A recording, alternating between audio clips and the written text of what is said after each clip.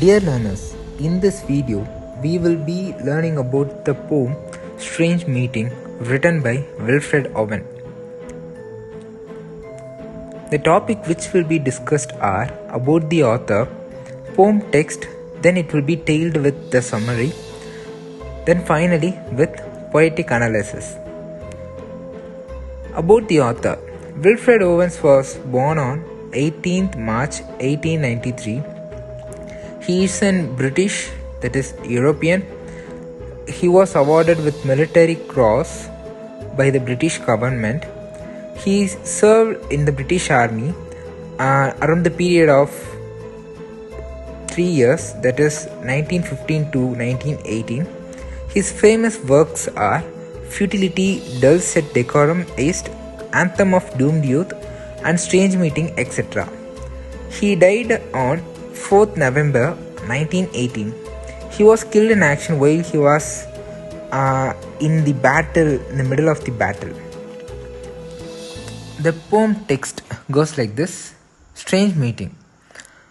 It seemed that out of battle I escaped down some profound dull tunnel, long since scooped through granites which titanic wars had groaned. Yet also there encumbered sleepers groaned, too fast in thought or death to be bestirred. Then, as I propped them, one sprang up and stared with piteous recognition in fixed eye, lifting distressful hand as if to bless. And by his smile I knew that sullen hall. By his dead smile I knew we stood in hell. With 1,000 fears that vision's face was grained, yet no blood reached there from the upper ground, and no gun thumped or down the flues made moan. Strange friend, I said, here is no cause to mourn. None, said that other, save the undone years, the hopelessness. Whatever hope is yours was my life also. I went hunting wild after the wildest beauty in the world, which lies not calm in eyes or braided hair, but mocks the steady running of an hour. And if it grieves, griever richlier than here. For be my glee, many men have laughed, and of my weeping something had been left, which must die now. I mean the truth untold, the pity of war, the pity of distilled. Now men will go content with what we spoil, or discontent boil bloody and be spilled. They will be shift with shiftness of the tigress, none will break ranks. Though nation trek from progress, courage was mine and I had mystery. Wisdom was mine and I had mastery. To miss the march of this retreating world into vain citadels that are not walled, then, when much blood had clawed their chariot wheels, I would go and wash them from sweet wells, even with truth that lay too deep for taint. I would have poured my spirit without stint, but not through wounds, not on the cess of war. Foreheads of men have bled where no wounds were. I am the enemy you killed, my friend. I knew you in this dark, for so you frowned yesterday. Though me as you jabbed and killed, I parried. But my hands were loath and cold. Let us sleep now. So, now let's see the summary. From the first stanza, the poem begins with the speaker describing how he meets another soldier in the dream-like hellish place. This setting suggests that they have both died in battle or now in their afterlife. The meeting is described as strange because they were once enemies on the battlefield. From the second stanza, the two soldiers recognize each other, realize that they were enemies in life. The speaker refers to this as a strange and sinister meeting because the stanza sets the tone for the poet's exploration of the senselessness of war. Then, the speaker begins to describe the grim realities of war.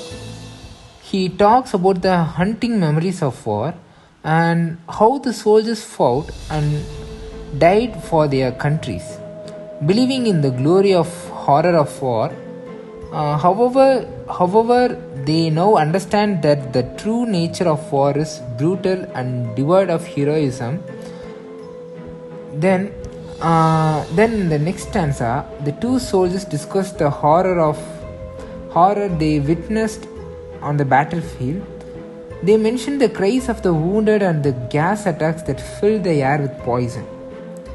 The soldiers' dream of war have turned into nightmares, and they are haunted by the terrible things they experimented in the war. The speaker also reflects on the lost potential of the young soldier who died in the war. They had dreams and hopes, but all of that has been cut short by a brutality of the conflict. The speaker laments the waste of lives and the wasted youth days, because youth life is more important for each and every man in the world.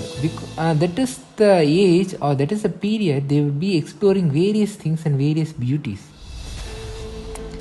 Then the poem concludes with the soldier realizing that they are both victims of war and they share a bond in their sufferings. They shake hands and the narrator awakens from the dream. The meeting is over, but the impact of the encounter lingering, leaving the poet deeply affected by the horror of war. Finally, the stranger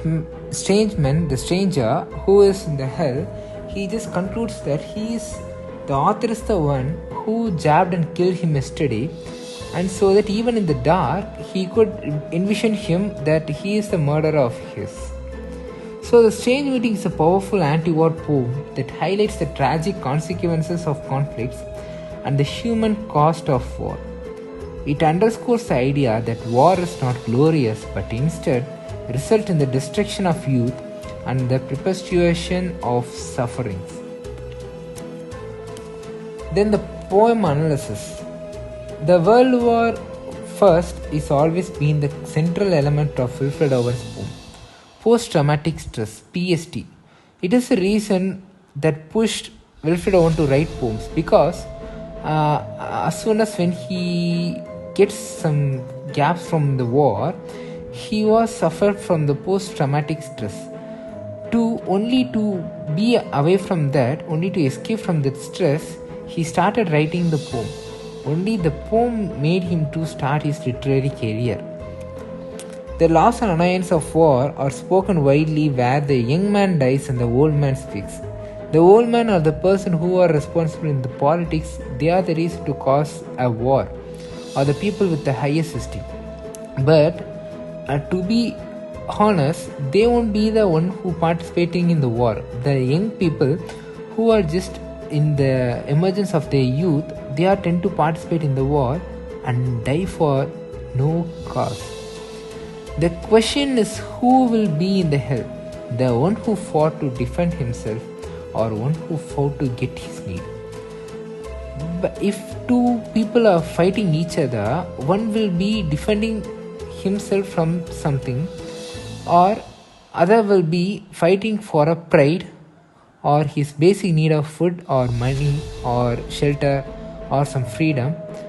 But each will be fighting for their own causes.